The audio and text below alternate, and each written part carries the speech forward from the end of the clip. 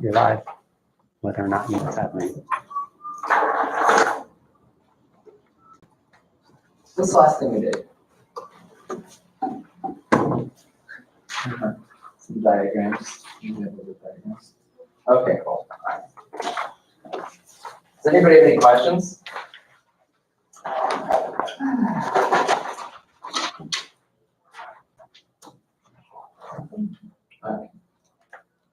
Okay.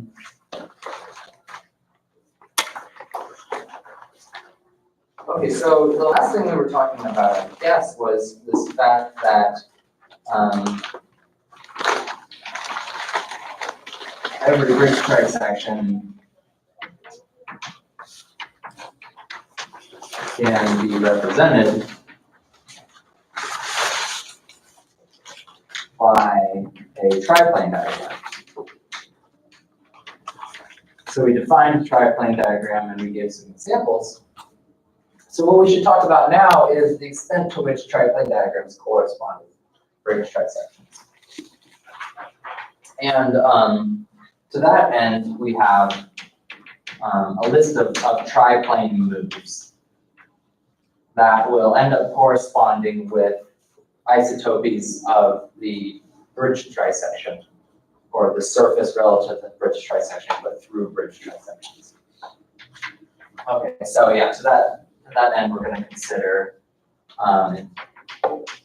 isotopies of a bridge trisected surface length S that are bridge trisected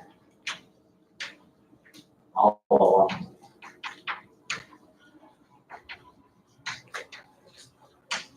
Makes it sound like a Christmas carol.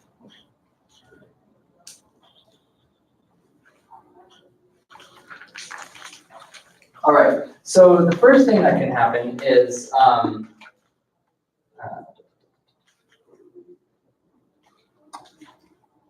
so the first thing we can have is something called bridge sphere braiding.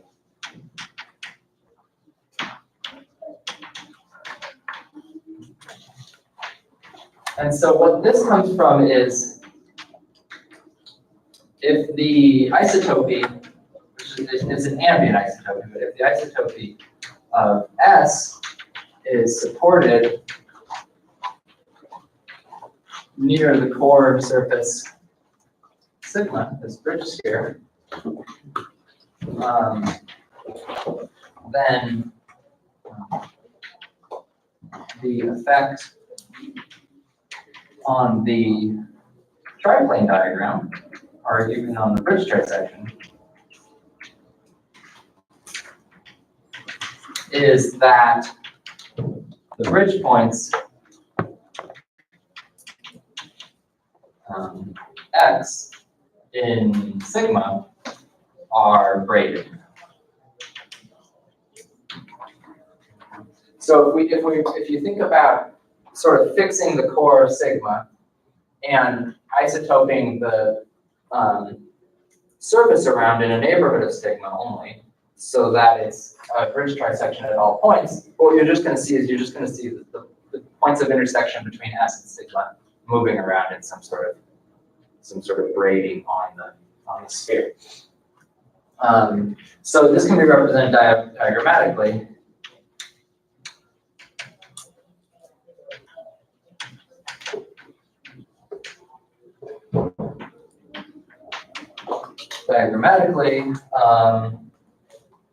As the action of some braid on some braid beta on all three tangle diagrams of the triplane diagram P, which is this triple of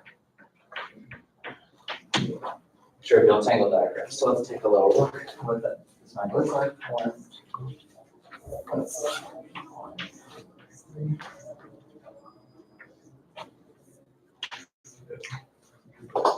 What do you do this? I'm running 5 holes, right?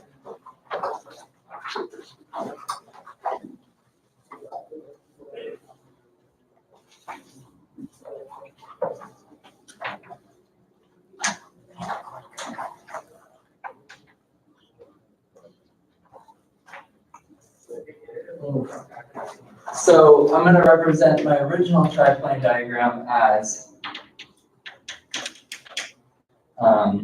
this triple of trivial tangles, which I'll think of as the flat closures of some braids, alpha 1 through alpha 3. And then what I'm going to do is I'm going to take some 2B braid beta, and I'm going to act on all three tangles simultaneously. And this braid beta is sort of the mapping class on the core of the bridge points induced by this isotopy force.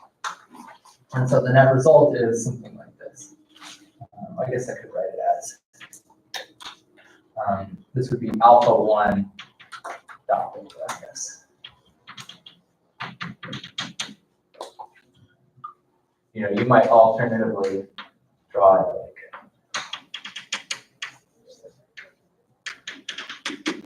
something like this, right? Some stacking of braids.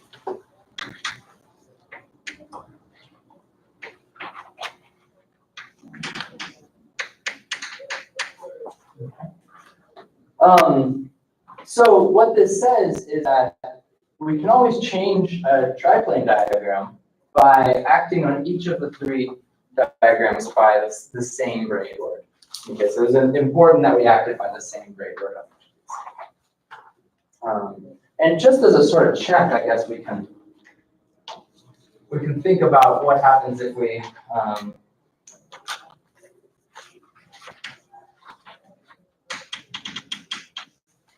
pair two of these, right?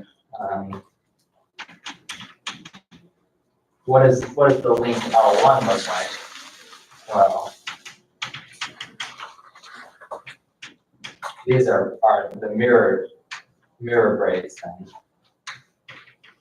And so this the braid beta cancels with the inverse braid beta, and we get back our original link.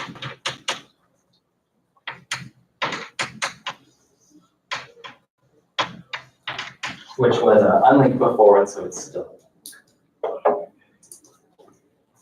All right, so that's what we call bridge sphere braiding. So this is useful for, say, transferring the complexity from one tangle to another, or as we'll see, completely out of two of the tangles. So the second move we call interior Reidemeister moves.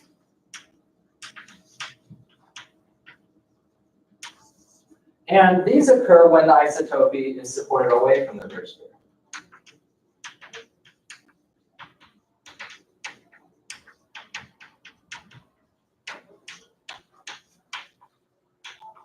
Okay, so it's supported away from sigma. So in other words, it's going to fix the bridge point. And so this just looks like doing interior Reidemeister moves. Doing Reidemeister moves inside the tangle. So if the isotopy is supported away from sigma, then it induces an isotopy rel boundary of each of the trivial tangles bi, ti. Okay, these pieces of the spine are just getting isotoped, and it's a rel boundary isotopy because they're supported away from sigma. And this just translates to Reidemeister moves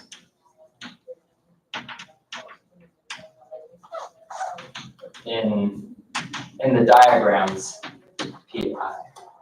Right. So let's just think about it. Well, let's look at an example, which is a composition of two of these. Let's see if I can put it up the way. If you do a single twist here and you're braiding the points, a single twist, is that really just like put a fork in spaghetti and twist it once? Yeah, it's like taking. My question is, what are you doing to the surface?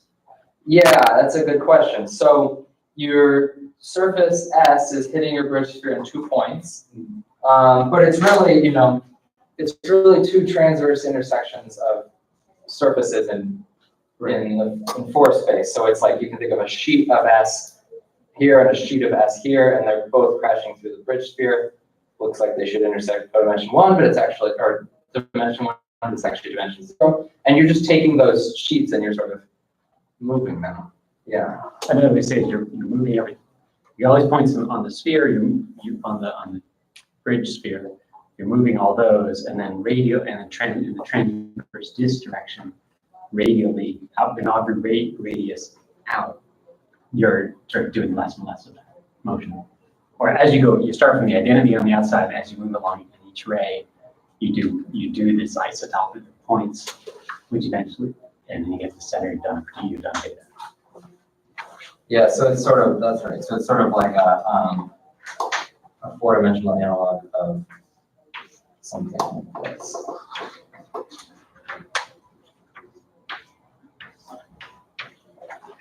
Right. You sort of, in this picture, you just sort of pull these across each other. And same thing here, but in the 4-dimensional picture, you're sort of crossing, and you have an extra dimension, making, this. I guess I've suppressed multiple dimensions here, so. Yeah, it might be useful to sort of draw a movie of what this looks like, sort of taking 2 bits. I think the fourth thing is beginners, But that intuition does hold up. Okay, good question. All right, so let's look at an example. So I think I drew this guy last time. So we can just take our 3 tangles to be some of our favorite 2 bridge tangles. And now maybe we are sort of morally opposed to there being crossings in the first tangle, and so we want to fix that problem. So one thing we might do is act by this braid, which will undo that crossing. Note, I also actually, in this picture, simple enough that there are other braids I could have acted by that would remove this crossing. In fact, if you think about it, all I really need to do is act on this until I have a braid which is in the wicket group, and then it'll sort of float out the top. But the rule is we do the same thing to all 3. And so then what is the result of this? Well, it's a new triplane diagram. And so this looks like this. This looks like this. And this looks like this. And so this was an example of bridge sphere braiding. And it was a particularly nice example, which is acting by a transposition of the bridge sphere, which of course generates all of the possible bridge sphere braidings. And then we can do interior Reidemeister moves to get, do a Reidemeister 2 move here, and we kind of maybe we just isotope down to look a little bit nicer. That's allowed too, I suppose. And then we do a Reidemeister 1 here. Okay. So I haven't exhibited a Reidemeister 3, but you get the idea. And so this has the effect of moving the crossing from here to here. and changing its sign. And changing a sign of the crossing, that's right. Yeah. Notice we could have also, if we had instead acted by, say, this guy, then what would have the result been? Let's just see. That also, this also would have undone this crossing, but it would have undone it so that red becomes that. And here it would have preserved blue, and here it would have given this. So we've moved the crossing now to the third tangle, where it has the same sign as this one, which both differ from this. So here we sort of have 3 triplane diagrams for this projective plane, which are all, it's all the same projective plane. But the other thing you could kind of do would be to take some mirror here, or maybe you just take this and switch them. Then that would be a problem. What would that be like?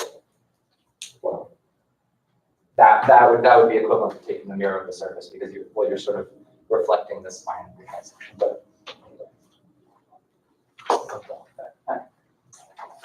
But anyway, these are the moves we can act on these triplane diagrams to make them look nicer.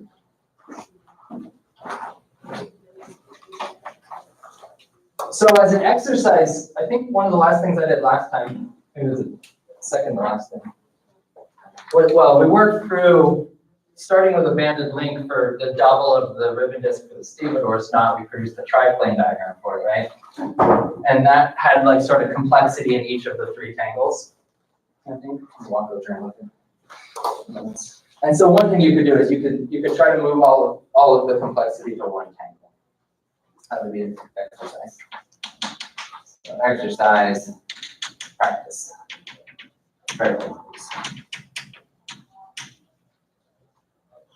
So see if you can get some of the triplane diagrams we've drawn to look even nicer than they look.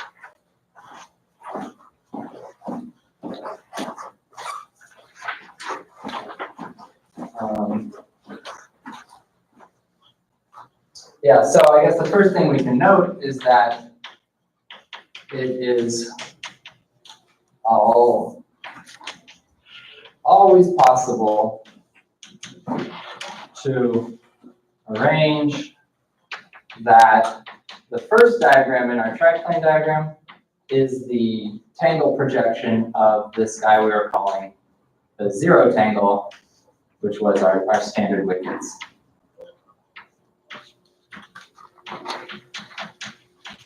So just like we did in the first example.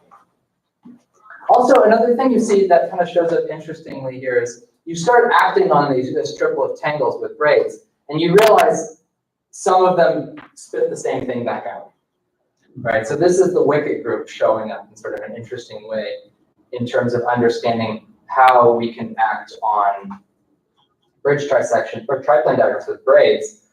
So for example, if you knew your braid was in the intersection of two wicket groups, then you would know that when you acted with it, it would leave two tangled big diagrams identical, and you would sort of be considering the class of braids that you should be acting on sort of the third one to preserve the same bridge trisection, if that makes sense.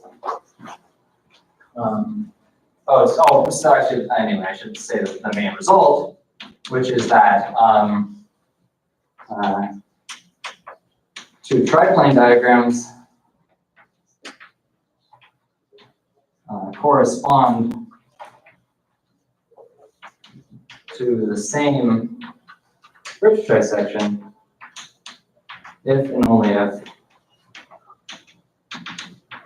they can be related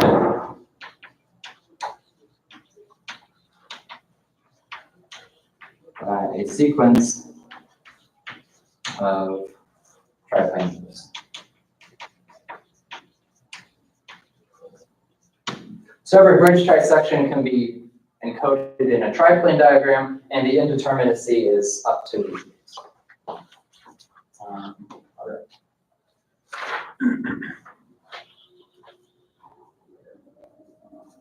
Okay, so let's strengthen this observation that I made.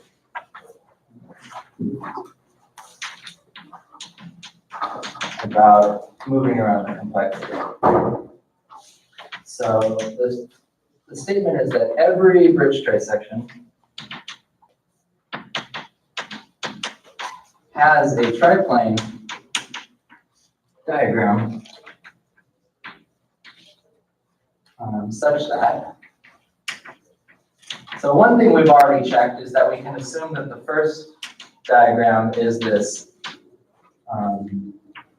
is the standard wickets. But the second thing we can assume is that the union of the first two diagrams, which should be some diagram for an unlink, has no crossings. Right, so this is the statement that the second diagram can be your second favorite tangle diagram,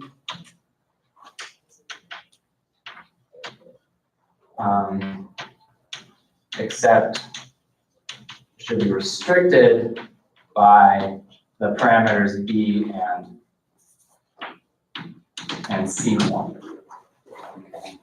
You can't always choose them to be your two favorite diagrams, because if you always chose, say, this and this, then the union of these two tangles is an unknot, so you'd always have C1 equal to 1. So your choice of your second favorite tangle will depend on C1. Okay. Okay, so what does the proof of this look like? So, well, what is P1 union P2 bar? Well, it is a planar diagram of a B bridge splitting of a C1 component link, which we denoted L.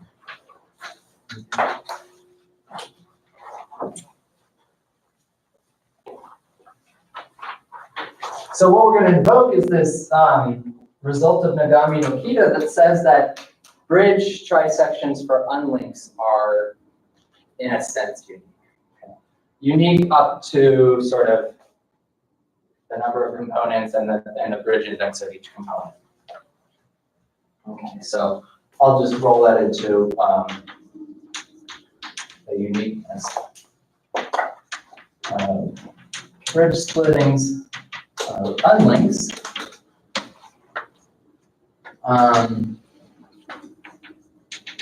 This bridge splitting is isotopic to one with no crossings. This is a little awkward to say. So it's isotopic to some other bridge splitting that under projection has no crossings. In other words, it's isotopic to any other bridge. So maybe a better way to say this is isotopic to any other bridge splitting. Bridge splitting of the same complexity. Okay. And by this I mean i.e. Each component has of L1 has the same number of bridges. Okay. So there's like an ordered tuple here. If the components of L1 have number of bridges given by some list, right? So it should be some list of B1 up to BC1.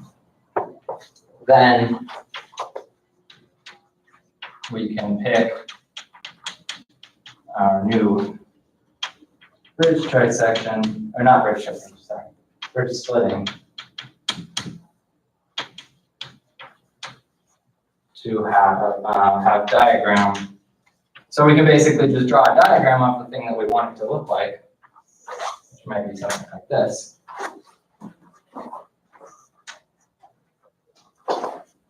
So our first component is going to have bridge number B1. Our second component is going to have bridge number B2, and so on, until our last component has bridge number BC1. And these are each unknots, so maybe we choose sort of our favorite kind of guy here. So this is a B bridge splitting of the C1 component unlink diagram for particularly the next one, right? And because any two B bridge splittings with this sort of multi-complexity are isotopic by, so I should say, this is again this result of Nagami and Okita that says every bridge splitting of a split link is reducible. We can actually arrange that the first two tangles look like this. And again, you have freedom over, well, you have freedom over all of it. Maybe this isn't your favorite and second favorite tangle of this multi-complexity. You can always arrange that there's no crossings, which is kind of nice. So you can always push the complexity of a triplane diagram into one of the tangle diagrams.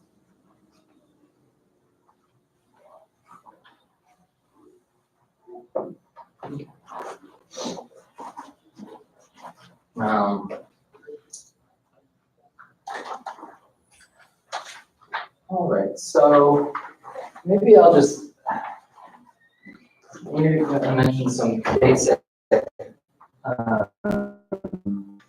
remarks.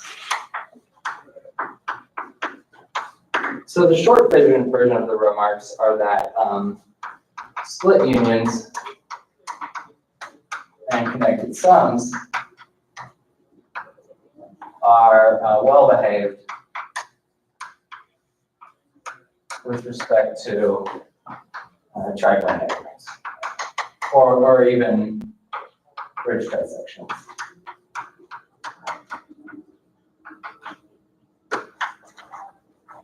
So, how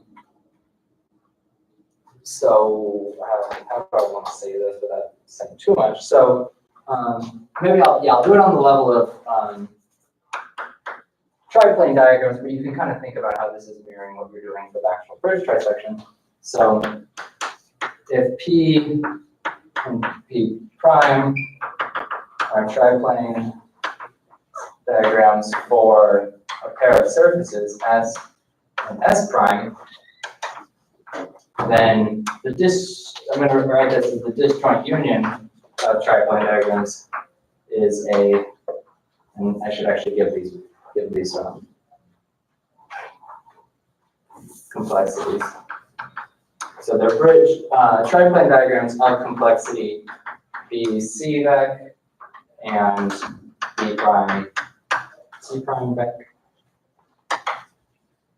Then the disjoint union of triplane diagrams is a triplane diagram for the disjoint union of surfaces. And so what do I really mean by this? Well,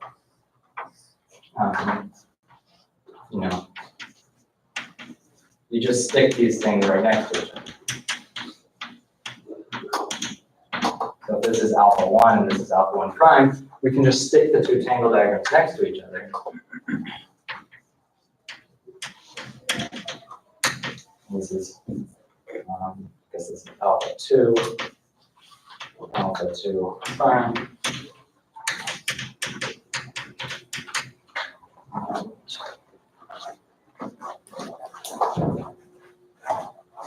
The suspenseful part. Alpha 3 prime. Okay, so this is a diagram for this is what I mean by the split union of diagrams, right? You just juxtapose them. You can think of this as sort of taking think of this as, the boundary sum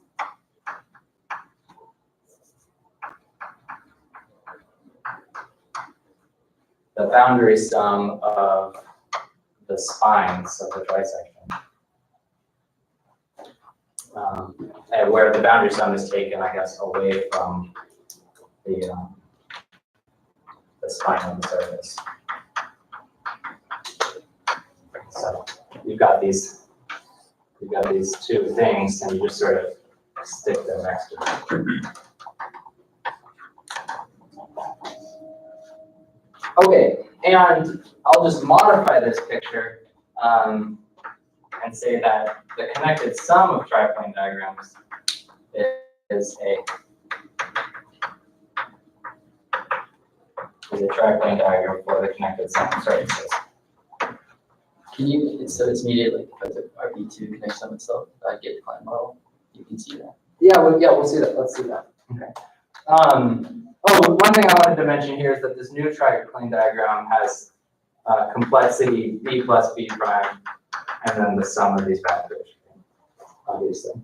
The connected sum is going to have, it's going to be a bridge trisection of complexity B plus B prime minus 1, and then the sum, I guess just the sum of these factors. minus 1, where now 1 is a triple. Okay, what does this look like diagrammatically? So I'm just going to modify my picture here. Sorry, note takers. And I'm going to sort of connect these sort of most closest endpoints with a little half band. Okay. So if you think about what this little half band is doing, it's sort of looking like this, right?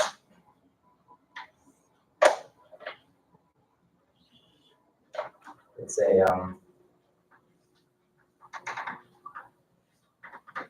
it's like a little trisected tube. So what you're essentially doing is, one way to think of the connected sum is first take the split union and then and then connect them by a tube. In fact, we proved that it doesn't matter what tube you connect them by, right? Or I guess signed as the next one. So one thing you can do if you've got this bridge trisections is you abut the spines like I did here, and then you just choose your tube to be along an arc in the core surface. Okay. Can you say a word why you don't have to connect some with 2 cores? Can I say a word where I have to connect some 2 cores? Why not? Oh, when I take the split union? Yeah, so good point. I called this the boundary sum of spines. So the boundary sum of 2 3 balls is you take the 3 balls and you glue them together along the sub-2 disk of their boundary. And that induces the connected sum of boundary. So in general, when you do a boundary connect sum of manifolds with boundary, you get the connect sum induced on the boundary. So you're right, actually, yeah. I did connect some, you did. The chords right here. Yeah, so sigma and sigma prime could get connect sum. Yeah. Yeah, so I didn't know how much detail to give on this, and maybe I took an awkward middle ground, but maybe it would actually be useful to work out the exact details of how do the different pieces of the bridge trisections come together when you do this connect summing. One curiosity, which I think manifests also in the for manifold setting, is that there's an analog, but the result of the boundary of the connect sum isn't break it. You know what I mean? You have to do extra work. Oh yeah, good. Yeah, I was expecting somebody to mention that, which is that this does not look like trivial tangles anymore. But in fact, if you sort of think about what a trivial disks for these guys might have looked like, you're really just amalgamating 2 membranes for the tangle. A little care has to be taken there, right? Because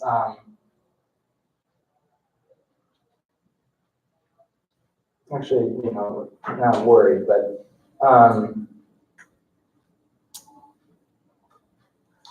I think what you might want to do is redraw the grades so that one strand is straight up.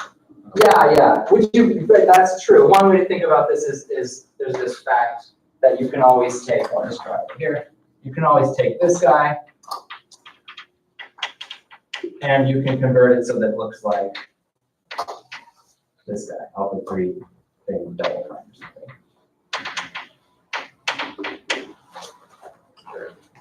And this is okay. So this you might think is, well, how do you do this? Well, push everything down, and then sort of any shadows.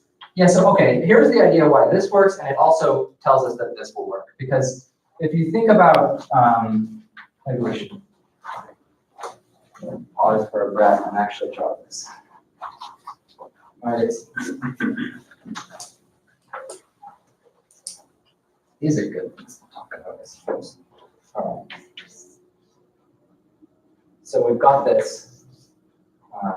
We'll just call it alpha now, because this is just a fact about our trivial tangles. And so we've got some shadows for this, right? The shadows kind of look like this, and they crash through everywhere. So the shadows crash through. So, and let's just go ahead and make this a little bit more interesting, and let's add on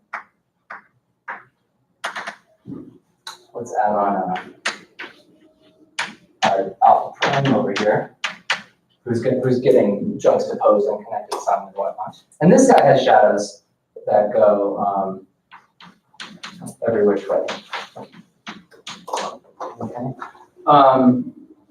So how would I do this connect summing? Well, what I can do is I can actually take these membranes, or these shadows, and the membranes that correspond, and I can jump them all the way over this guy. Right, so just subsequently, there's actually a disk here. We talked about jumping over caps. There's actually a disk here, which is sort of like some sort of union of all the caps. And we just go all the way around, and that can put these over to this side because this is a sphere. And then similarly with these, I can put these over to this side. And so now I'm sort of clean to do my connected sum here, which will be an honest sort of boundary summing of two membranes.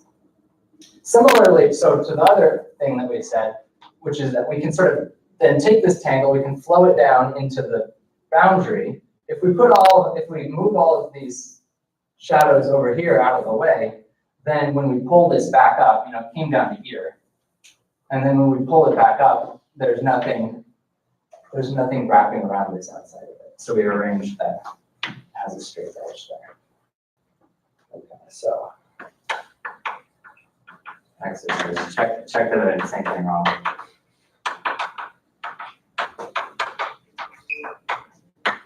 Because that was a little quick and hand wavy.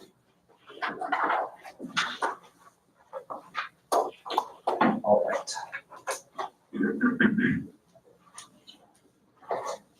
So suffice it to say that connected sum and disjoint union stuff behave fairly well. Although actually, one thing. What was your comment, Dave? You said that something's not braid. Oh, that was your comment because it's immediately trivial tangle. But it's not in braid. It's in braid with position. That's all. I see. Oh yeah, it's no longer a flat closure with braid. Wicket closure. That's a good point. So there's no nice way to write this braid in terms of this. Okay, the point I thought you were going to make was that the result of this connected sum should depend very much along which points I picked, right? I picked these sort of two middlemost bridge points, and I decided that those were the points that I was going to tube along. Now the resulting surface doesn't depend on what tube you choose for the connect sum, which endpoints it has or where it goes. But the triplane diagram will often depend a lot on that choice. I mean, in particular, you can just think about if you take so let's do two examples. So let's do something like this. Let's say this is my first guy, and this is my second guy.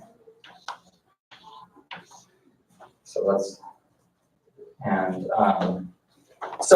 if we choose to connect some here, right, then what is the result? It's this.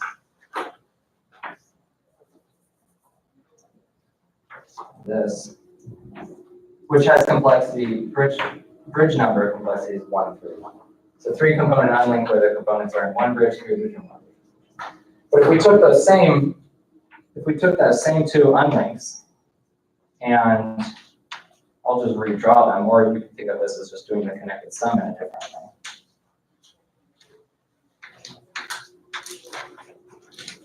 And now we do the connected sum here. You see that we're going to get something different. Right, this is 2, 1, 2. So these are two bridge splittings of a 3-component unlink, which are not isotopic as bridge splittings. So if they're showing up in 2/3 of a bridge trisection, those bridge trisections are definitely not going to be isotopic as bridge trisections. Also, if you did have a surface link, it would matter where you did it. That's a good point. Oh, that's right. And if it were a link, it would matter which components you were doing. Yeah, that's a good point.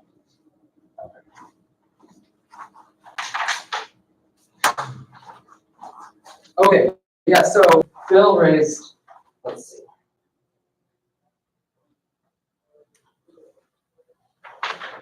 Yeah.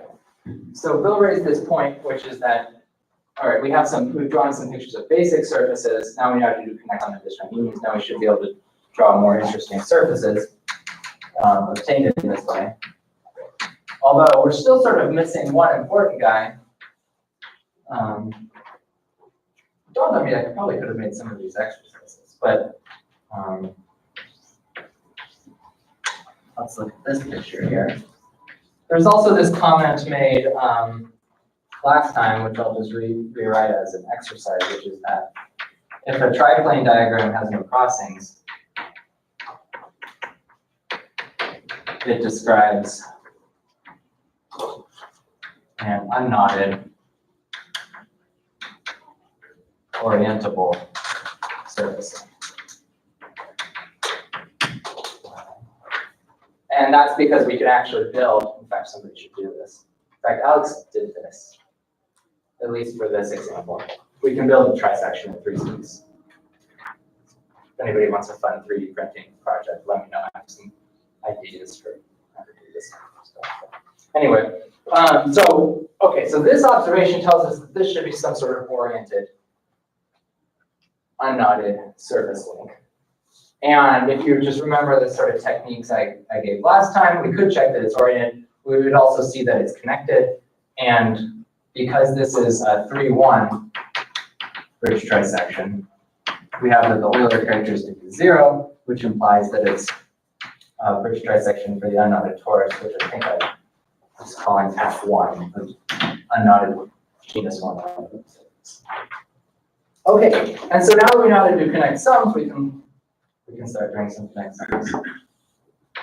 So let's do F2 first. Let's just take 2 connect sums. So if we take 2 copies of this guy, we take 2 copies of this guy and we put them next to each other, that's the disjoint union. And then to take the connected sum, we're going to sort of join these together like this. So maybe I'll redraw that. And similarly, if we take 2 copies of this guy, connect some along this middle point, this, and here we get just the big rainbow would go down, but this. So maybe I'll mention, okay, this is good. So I should mention, now that I've drawn this as the connected sum, how could we check that it's the connected sum? Well, we should be able to see this reducing sphere. Okay, so if we pick a point on the bridge sphere, so pick a point on the bridge sphere, or rather a circle, like a great circle on this core, on this bridge sphere, but in the diagram that will just show up as a point. And it should be the same one everywhere, so it should be between the first 5 and the second 5 points. And then in each tangle, this circle, maybe I need a schematic too.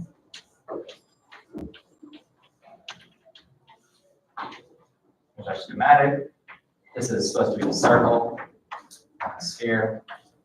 In each tangle, we pick a disk. This is still not a good schematic, I guess, because it's still a dynamic now. That looks like a ray in our diagram.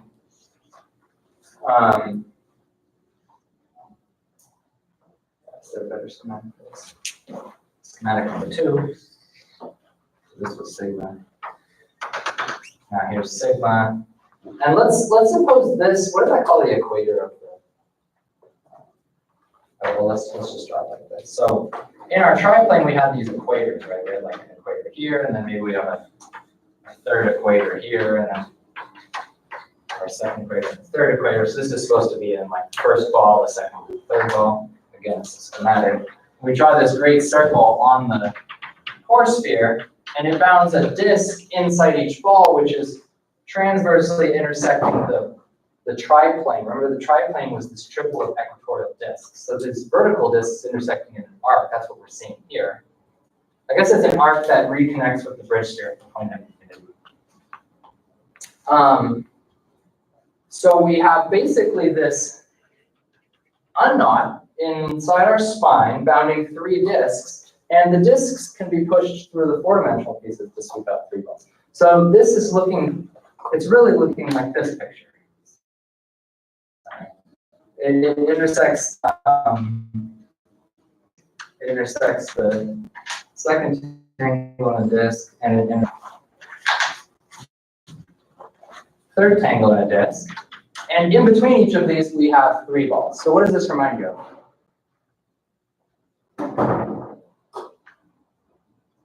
What's this picture remind you of? Fibering of S3 by the unknot. So this point, which corresponds to a curve, when naturally extended through the bridge trisection, gives us a trisected S3 that's been trisected along 3 pages of the unknot and 3 balls. So this is really encoding a reducing 3-sphere inside S4. And it's a reducing 3-sphere, so now I can draw even better. It's a reducing 3-sphere that intersects, you know, the tangle, which is the surface, in a single point each. And when these points sweep through, you know, naturally they're going to sweep out a sort of transverse curve. And that transverse curve is the locus of connect summing between the surfaces. Okay.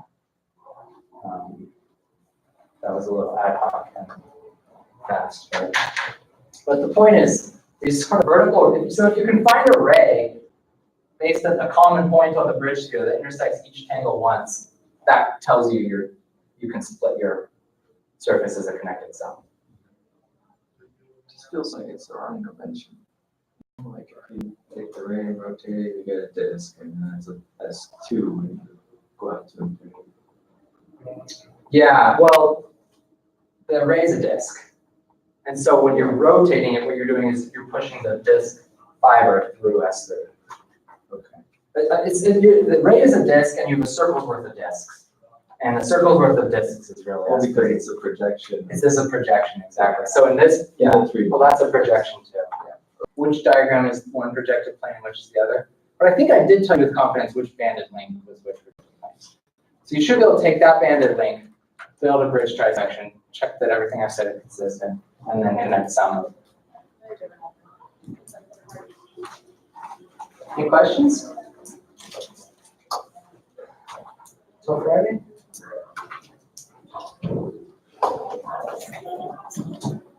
Next time I'll talk about handle triangle.